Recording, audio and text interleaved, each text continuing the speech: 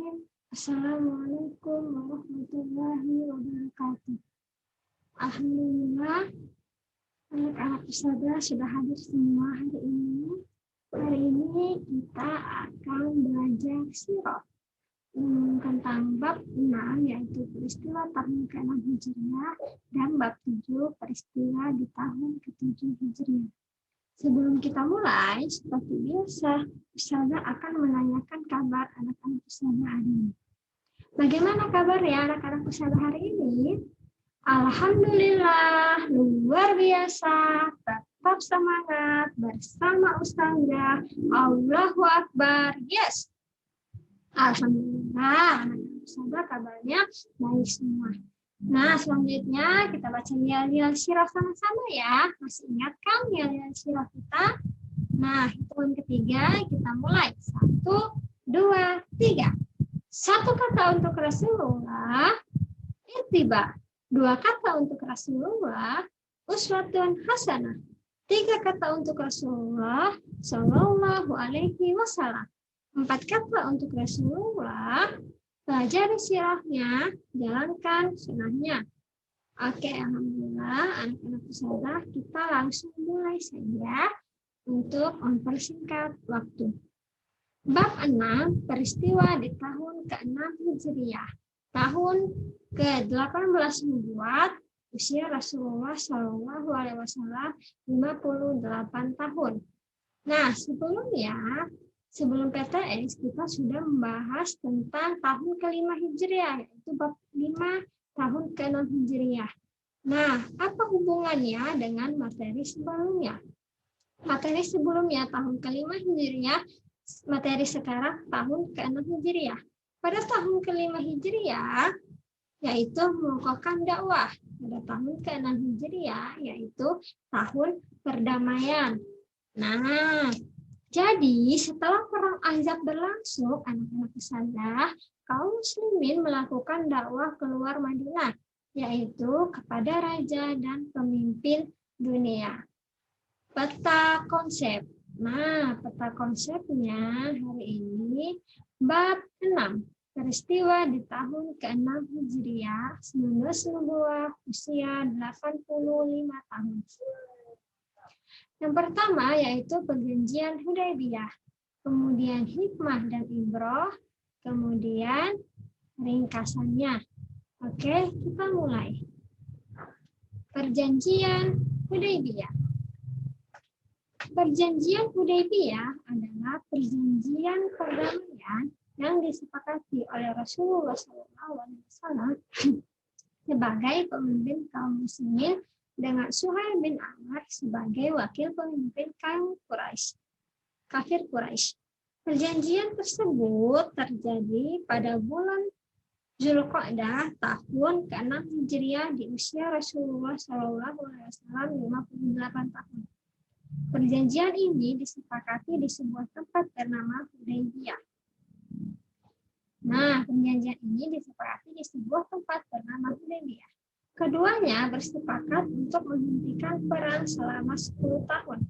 Masing-masing pihak saling memberikan rasa aman dan saling menahan diri atas pihak lainnya selama jangka waktu tersebut. Nah, selanjutnya yaitu kronologis menuju Mekah. Saya, suatu ketika Rasulullah SAW bermimpi.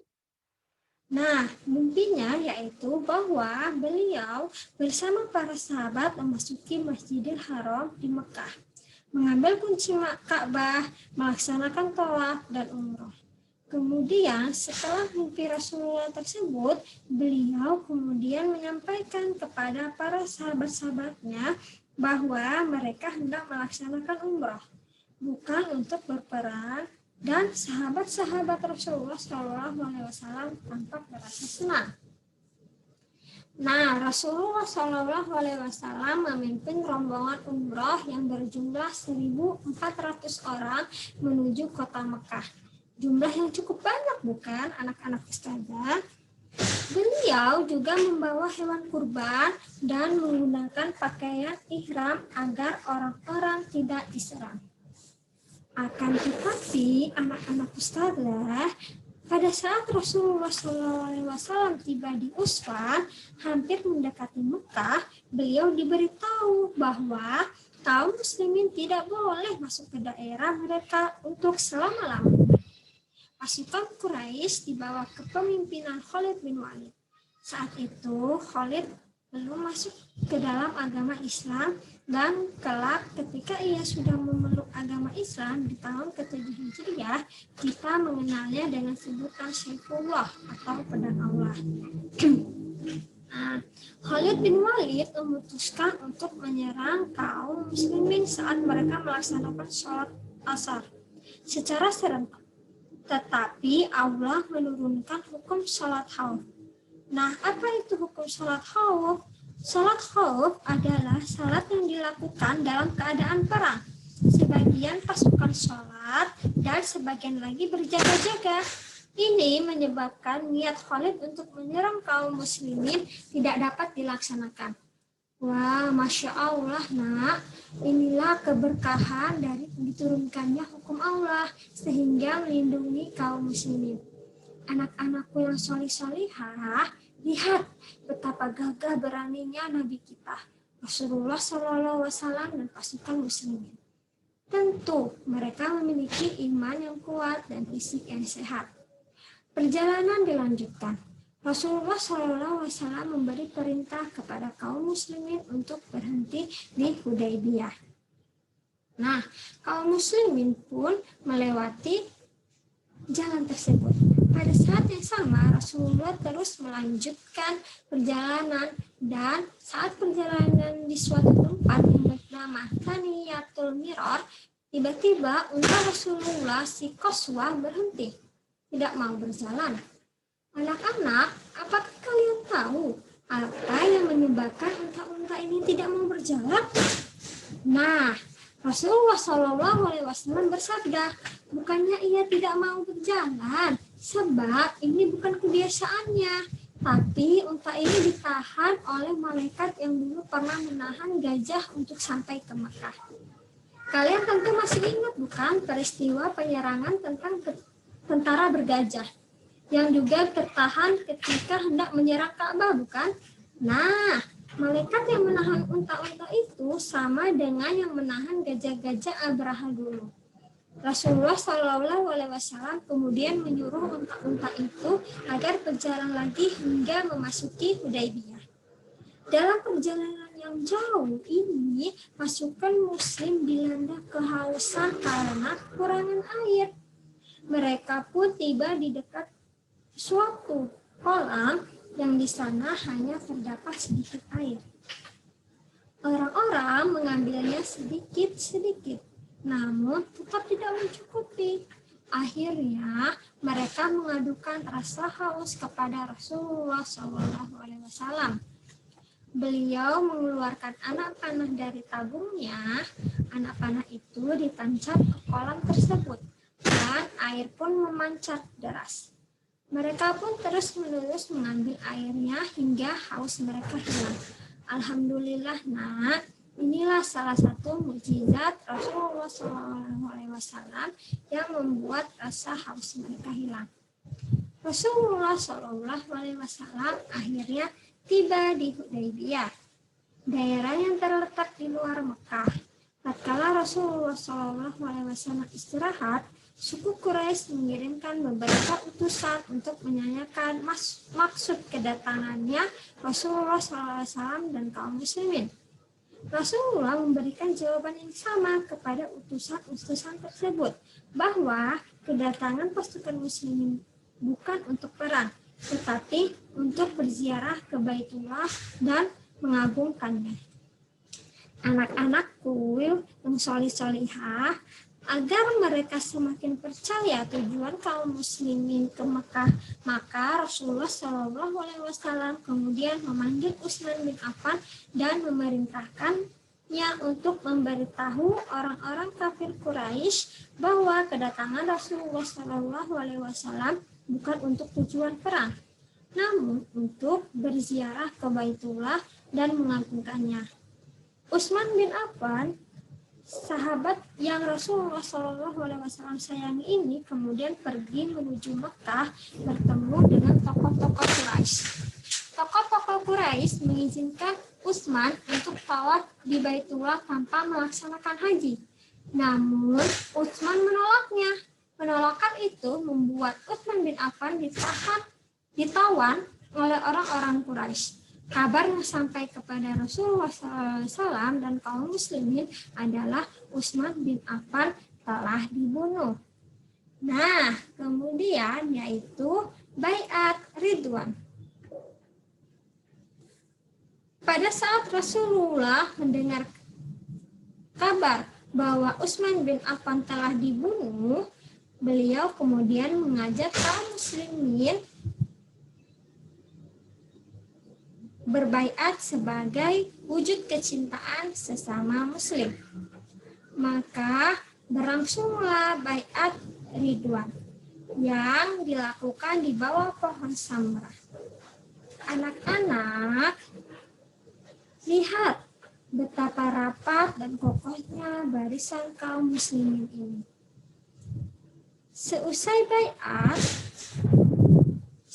baiat, mereka terkejut, bukan kepalang, karena melihat Utsman datang, kegembiraan pun merebak.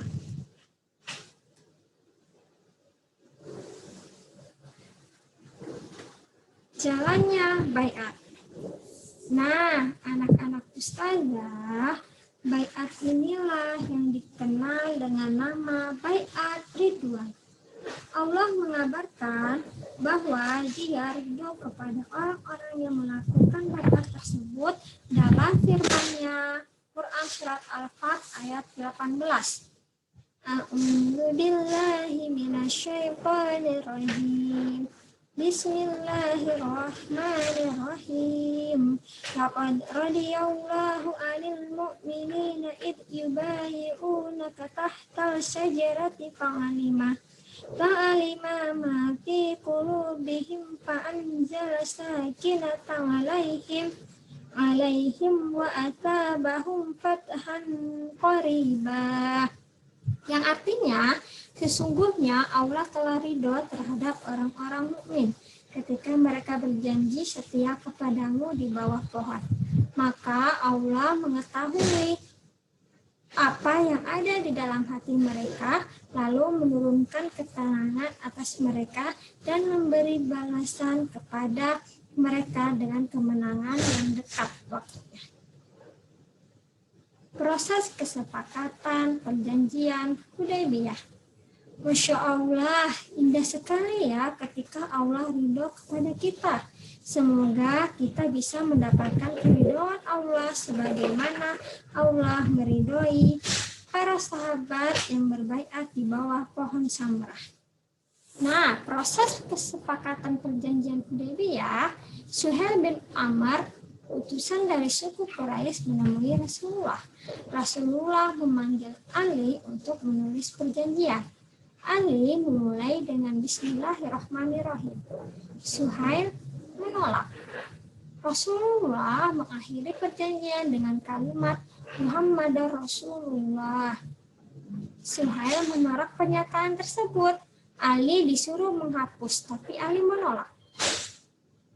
Rasulullah dan Suhail menyepakati perjanjian disebut perjanjian Hudaybiyah. Apa yang terjadi di pihak kafir Quraisy setelah peristiwa baiat ini sampai ke telinga mereka? Ternyata mereka khawatir, kemudian mengirimkan utusannya untuk membuat kesepakatan. Kaum Quraisy kemudian mengutus Suhail bin Amr. Rasulullah Shallallahu Alaihi Wasallam menyambutnya dengan antusias karena berharap kedatangan utusan kali ini membawa kemudahan. Sesuai nama Suhail yang berarti kemudahan. Setelah Suhail berbicara kepada Rasulullah Shallallahu Alaihi Wasallam, perdamaian pun dilaksanakan. Keduanya menyepakati isi perjanjian tersebut. Apa saja isi perdamaian itu? Nah, isi perjanjian Hudaybiyah. Pertama, Rasulullah tidak boleh melakukan umrah tahun ini, tapi tahun depan. Yang kedua, tidak berperang selama 10 tahun. Yang ketiga, siapa yang ingin bergabung dengan pihak Muhammad atau dengan pihak Quraisy maka dibolehkan. Yang keempat, siapapun dari kaum Quraisy yang ingin bergabung kaum muslimin maka harus dikembalikan. Dan siapapun dari pihak kaum muslimin yang mendatangi Quraisy atau melarikan diri darinya maka dia tidak dikembalikan. Kembali ke Madinah. Setelah seluruh persoalan selesai, Rasulullah SAW dan rombongan pulang ke Madinah untuk mempersiapkan kedatangan mereka ke Mekah tahun depan. Rasulullah SAW menunggangi untanya diiringi kaum muslimin. Allah berjanji akan membebaskan kota Mekah bagi Rasulullah SAW. Allah akan membuka mata hati pendengaran dan penglihatan umat manusia untuk menaklukkan dunia untuk beliau. Ketika Rasulullah SAW berada di sebuah lembah, unta yang ditungganginya kelihatan ingin menyendiri. Para sahabat membaca adanya tanda-tanda akan turunnya wahyu. Unta itu tertunduk dan Rasulullah SAW turun dari atas pelana. Anak-anak ustazah yang solih-solihah, ketika itu wahyu turun. Rasulullah SAW tampak membaca sesuatu. Kemudian dia naik ke atas untanya. Wahyu tersebut berbunyi, Bismillahirrahmanirrahim. Inna fatahna laka fatahan mubina. Yang artinya, sungguh kami telah memberikan kepadamu kemenangan yang nyata. Quran Surat Al-Fat ayat 1. Hikmah dan ibrah. Ibrahnya, ketika kita mendengar kaum muslimin terzalimi di suatu tempat, maka wajib bagi kita untuk melakukan pembelaan.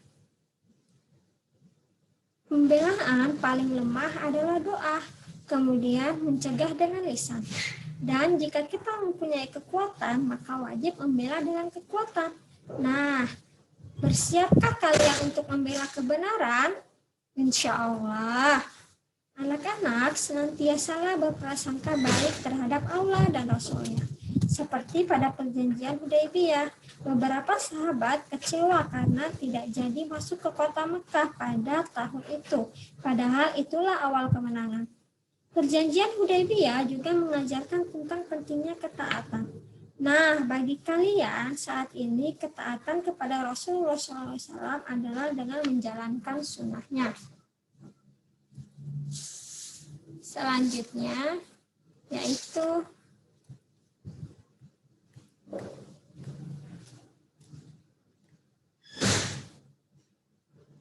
lanjut bab 7. Bab 7. Peristiwa pada tahun ke-7 Hijriah atau 20 nubuah usia Rasulullah 59 tahun.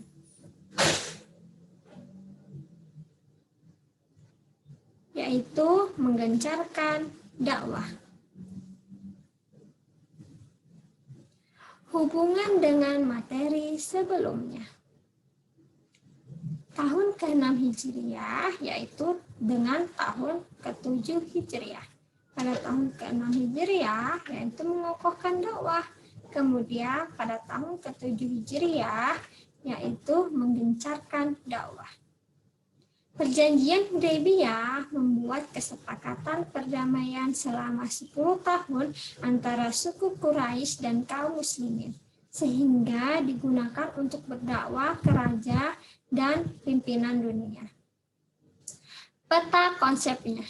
Bab 7, peristiwa di tahun ke-7 Hijriah, 20 nubuah usia Rasulullah yaitu 59 tahun. Terjadi pengiriman surat kepada raja-raja, kemudian perang Khaybar, kemudian hikmah dan ibrah dan ringkasannya. Pengiriman surat ke raja-raja. Pengiriman surat kepada raja-raja dilakukan dalam rangka penyebaran dakwah Islam secara internasional karena Rasulullah SAW diutus untuk seluruh umat manusia. Ada 8 raja dan pimpinan yang dikirimi surat, yaitu Raja Habasyah, Raja Mesir, Raja Persia, Kaisar Romawi, pemimpin Yamamah, pemimpin Bahrain, pemimpin Damaskus, dan Raja Oman. Nah, anak-anak ustazah yang solih-solihah, mengawali peristiwa tahun ini, kita mulai dengan pengiriman surat kepada raja-raja dan pemimpin.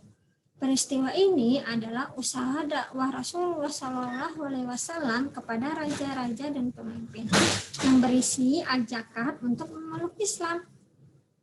Dalam memberikan pengesahan surat itu, Rasulullah SAW menggunakan stempel cincin yang terbuat dari perak dengan cetakan yang tertulis Muhammad Rasul Allah. Tulisan itu terdiri dari 3 baris. Baris pertama tertulis Allah, baris kedua tertulis Rasul, dan baris ketiga tertulis Muhammad. Ada 8 raja dan pemimpin yang didakwahi.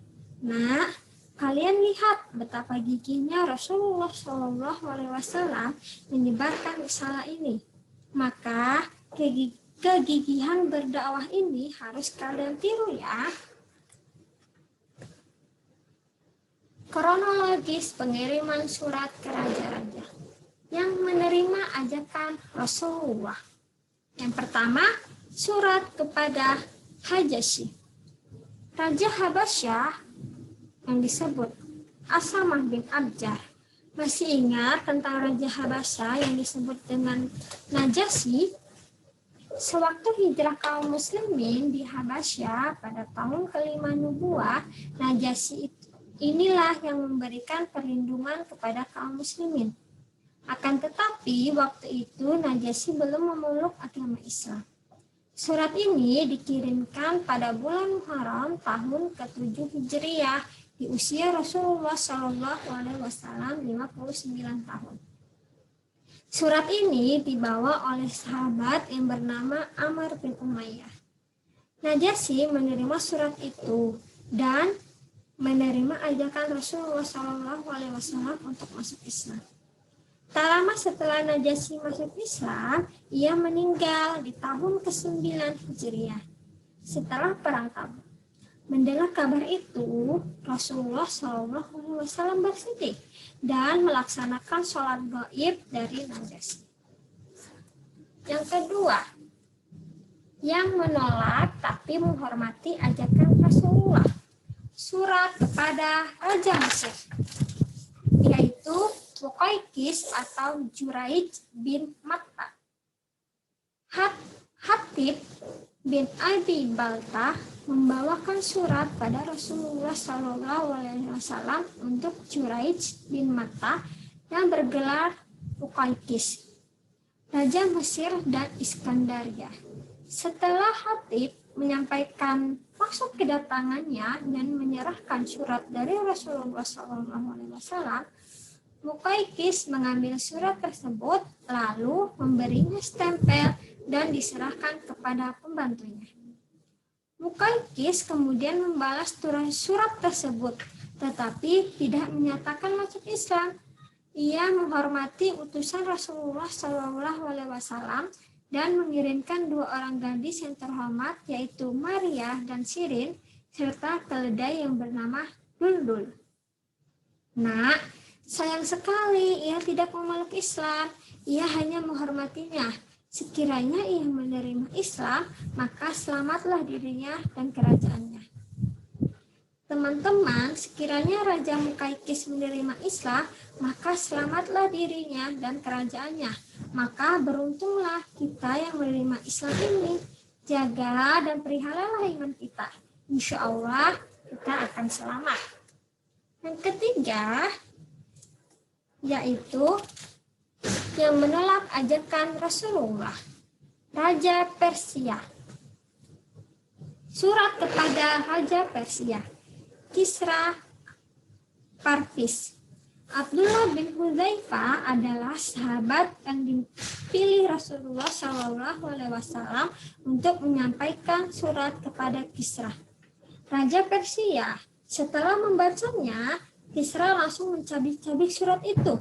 Dengan congkak dia berkata, "Seorang budak yang hina dari rakyatku pernah menulis namanya sebelum aku berkuasa. Na'udzubillahi min dzalik." Kita berlindung kepada Allah dari keburukan sifat seperti itu ya. Ketika kabar tentang reaksi Kisra itu sampai kepada Nabi SAW, beliau bersabda, Allah akan menghancurkan kerajaannya. Kelak, Kisra benar-benar akan mengalami apa yang disabdakan beliau. Anak-anak ustadzah yang tercinta, yang salih-salihah, lihatlah bagaimana Allah merendahkan orang-orang yang dengan kesombongannya menolak ajakan untuk masuk dalam agama Islam. Anak-anak ustadzah, lihatlah bagaimana Allah merendahkan orang-orang dengan kesombongannya menolak ajakan untuk masuk dalam agama Islam. Kemudian surat yang keempat kepada Kaisar Romawi, yaitu Heraklius. Nah, anak-anakku, selanjutnya sahabat Dihya bin Khalifah dipilih sebagai orang yang menyampaikan surat dari Nabi SAW kepada Heraklius, Kaisar Romawi. Kaisar Romawi Heraklius menerima surat tersebut. Secara bersamaan pada hari itu Abu Sufyan ada di negeri Syam, maka dialah yang diajak untuk berbicara. Kaisar Heraklius dan Abu Sufyan berdialog membicarakan tentang Rasulullah SAW. Setiap pertanyaan yang disampaikan dijawab dengan jujur oleh Abu Sufyan. Di akhir dialog, Kaisar Heraklius membenarkan semua jawaban Abu Sufyan dan berjanji akan membasuh kedua kaki Rasulullah SAW bila bertemu kelak. Kaisar Heraklius berkata, "Sebelumnya aku telah lama menyadari bahwa orang seperti dia akan muncul, dan aku tidak menduga bahwa dia berasal dari tengah kalian. Andaikan aku bisa bebas bertemu dengannya, aku lebih memilih bertemu dengannya. Andaikan aku berada di hadapannya, tentu akan kubasuh kedua telapak kakinya. Tapi ternyata dia berdusta, maka merugilah Heraklius." Anak-anakku yang cerdas, ternyata Heraklius mengingkari janjinya. Kelak di tahun ke-8 Hijriah, ia justru memimpin pasukan untuk berperang menghadapi muslimin di Mu'tah. Demikianlah akhirnya takdir buruk menimpa dirinya, yaitu ia tidak mendapatkan hidayah keimanan. Padahal ia sudah mengetahui tentang kebenaran Rasulullah SAW. Maka kalian harus pandai mengambil pelajaran di kisah ini. Surat selanjutnya yaitu Raja Bahrain yang bernama Mundhir bin Sawah. Anak-anak ustadzah yang salih-salihah, surat berikutnya Rasulullah SAW tunjukkan kepada Raja Bahrain yang bernama Mundhir bin Sawah. Isi suratnya sama, seruan masuk Islam. Rasulullah SAW memilih Ala bin Hadarami sebagai pengantar surat tersebut. Setelah membaca surat dari Rasulullah SAW, penguasa Bahrain menyatakan keislamannya. Raja Bahrain selamat, ia telah mendudukkan dirinya kepada hamba. Surat selanjutnya yaitu surat kepada pemimpin Yamamah, Haudzah bin Ali. Anak-anak ustadzah yang tersayang, berikutnya Rasulullah SAW mengirimkan surat kepada pemimpin Yamamah, Haudzah bin Ali. Khalid bin Amr adalah nama sahabat yang diutus menyampaikan surat tersebut.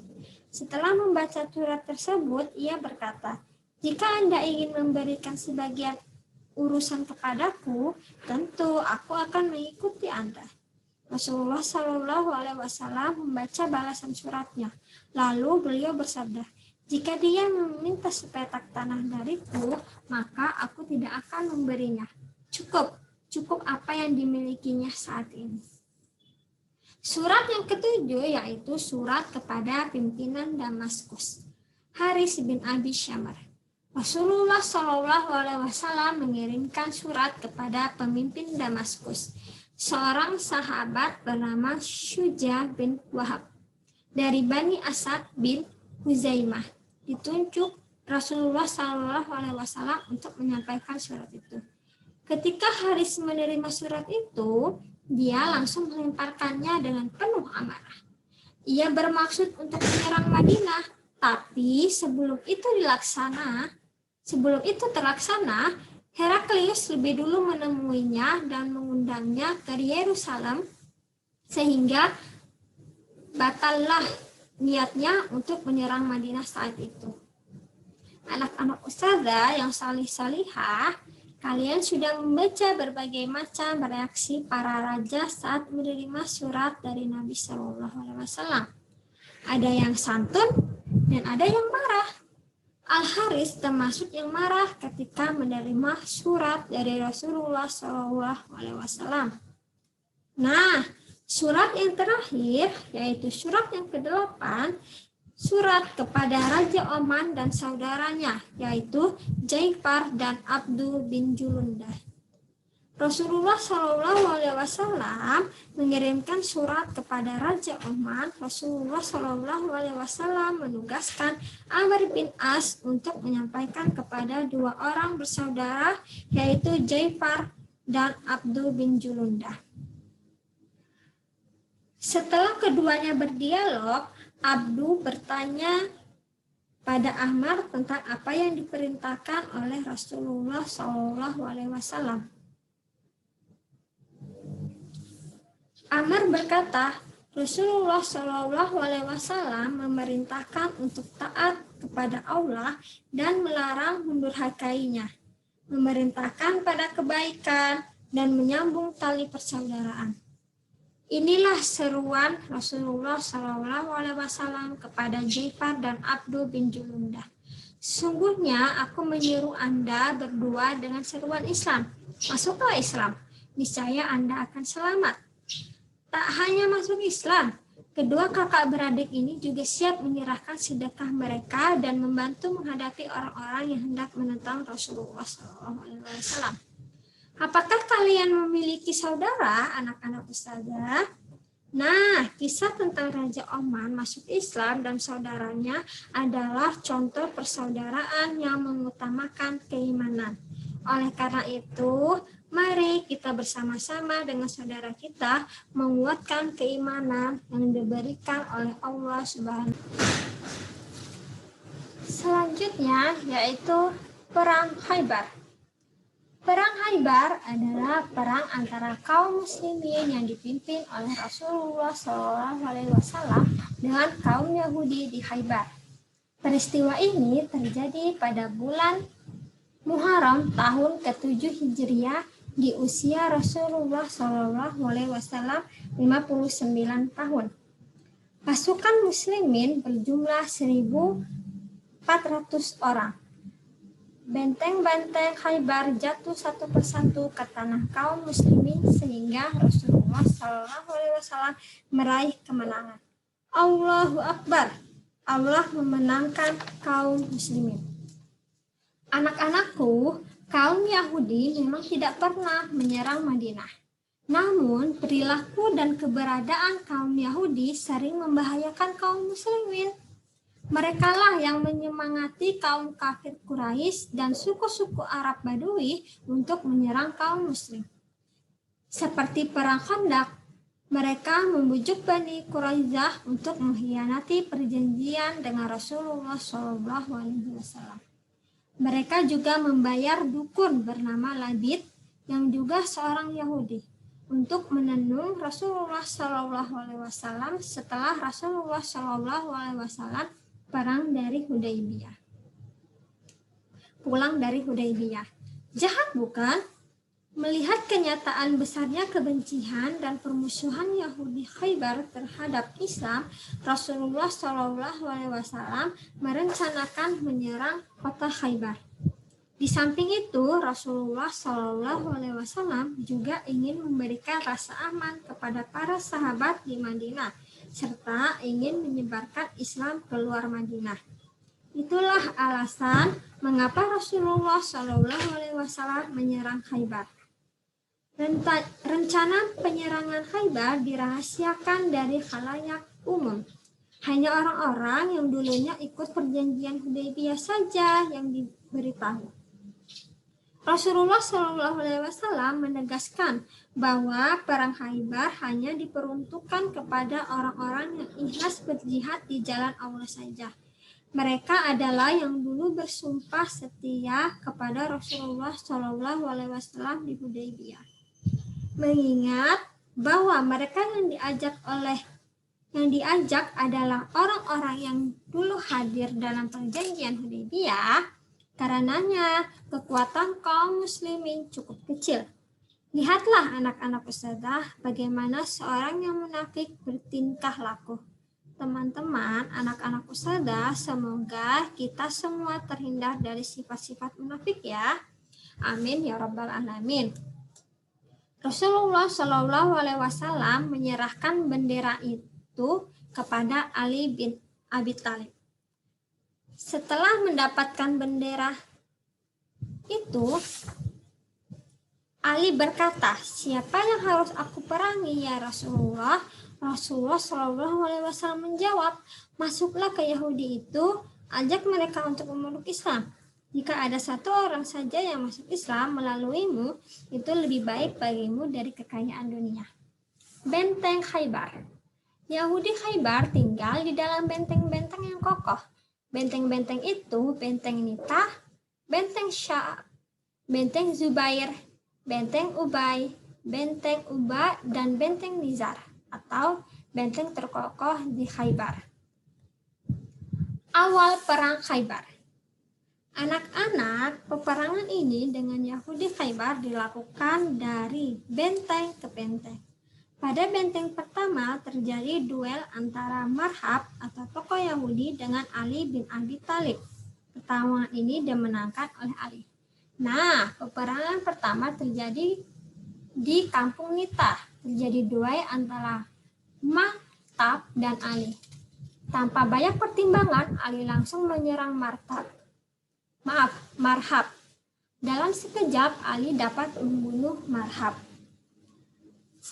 Nah, selanjutnya yaitu alat perang. Benteng-benteng Yahudi yang berlapis agak sukar ditebus oleh pasukan muslimin. Nah, anak-anak ustazah, benteng-benteng itu kokoh. Akan tetapi Rasulullah Shallallahu Alaihi Wasallam memiliki cara yang cerdik untuk menaklukkannya. Rasulullah Shallallahu Alaihi Wasallam memerintahkan pasukan untuk membuatkan pelontar atau manjanik. Alat itu digunakan untuk melontarkan peluru-peluru ke tembok benteng yang menyebabkan tembok-tembok benteng berlubang. Rasulullah Shallallahu Alaihi Wasallam meletakkan beberapa sahabat di pelontar itu, lalu melemparkan mereka ke dalam benteng Nizar, sehingga beberapa sahabat berada di dalam benteng ini. Dengan cara ini, Yahudi dapat dikalahkan dan dikuasai oleh pasukan kaum muslimin. Nah, anak-anak ustazah bisa dilihat gambar tersebut. Di situ adalah pelontar yang diisi oleh pasukan, kemudian dilontarkan sehingga masuk ke dalam benteng-benteng tersebut. Selanjutnya yaitu akhir perang. Anak-anak soleh, benteng demi benteng yang dimiliki Yahudi Khaybar akhirnya dikalahkan oleh Rasulullah Shallallahu Alaihi Wasallam dan para sahabat. Satu persatu benteng ditaklukkan dan mereka menyerah kalah serta meminta untuk tetap di tanah itu. "Wahai Muhammad, biarkan kami berada di tanah ini untuk mengurus dan mengelolanya, sebab kami lebih mengetahui tanah ini daripada kalian." Rasulullah Shallallahu Alaihi Wasallam ingin mengusir orang-orang Yahudi Khaybar. Lalu mereka berkata, "Wahai Muhammad, biarkan kami berada di tanah ini untuk mengurus dan mengelolanya, sebab kami lebih mengetahui tanah ini daripada kalian. Setelah Yahudi Khaybar dilumpuhkan, berita segera menyebar ke daerah-daerah lainnya yang dihuni oleh kaum Yahudi seperti Yahudi Fadak, Wadil Qura, dan Taimah. Mereka bersedia menyerahkan separuh hasil Fadak seperti yang dilakukan penduduk Khaybar. Tawaran ini pun diterima oleh Rasulullah SAW. Alhamdulillah. Selanjutnya yaitu ibrah. Anak-anak ustazah yang salih-salihah, tanamkan sikap berani mengajak orang lain pada kebenaran dalam diri kita. Apakah kalian pernah melakukannya? Seperti sikap berani mengajak teman-teman baru kalian ke masjid atau menghadiri kegiatan-kegiatan Islam lainnya. Ibrah selanjutnya yaitu menanamkan pada diri untuk memiliki sikap lapang hati jika mendapat penolakan dari orang lain atas ajakan kita. Bersabar adalah kunci penyelesaiannya. Ibrah selanjutnya yaitu senantiasa bersemangat dalam menyebarkan nilai-nilai tauhid kepada siapa saja di muka bumi, baik di dalam negeri maupun di luar negeri. Semangat dalam belajar sehingga anak-anak muslim selalu menjadi pemimpin yang cerdas dan berani. Alhamdulillahirabbil alamin.